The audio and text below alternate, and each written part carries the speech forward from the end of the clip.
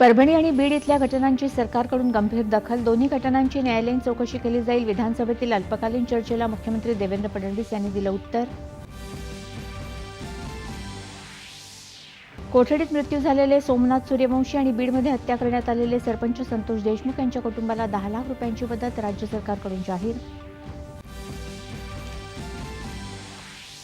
बीडमधल्या गुन्हेगारीची पाळंमुळं खणून काढण्याची मुख्यमंत्री देवेंद्र फडणवीस यांनी दिली ग्वाही. गुन्ह्यांना सहाय्य करणाऱ्यांच्या विरोधात देखील मकोका लावण्यात येणार.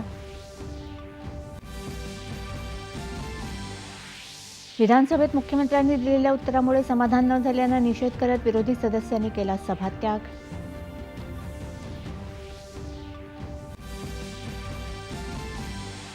कल्याण प्रकरणाची राज्य शासनाकडून गंभीर दखल. कोणत्याही परिस्थितीत मराठी माणसांवर अन्याय होऊ देणार नाही. मुख्यमंत्री आणि उपमुख्यमंत्र्यांची ग्वाही.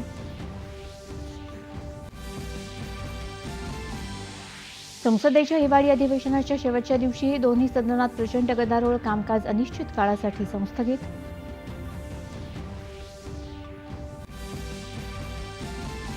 हिवाळी अधिवेशनादरम्यान लोकसभेत 54 तर राज्यसभेत 40% कामकाज. संसदीय कामकाज मंत्री किरेन रिजिजू यांची माहिती.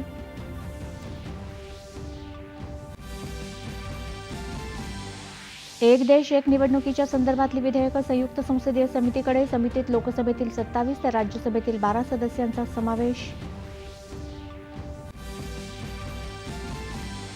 वित्तमंत्री निर्मला सीतारामन जैसलमेर इथं विविध राज्यांच्या वित्तमंत्र्यांबरोबर अर्थसंकल्पपूर्व चर्चा करणार.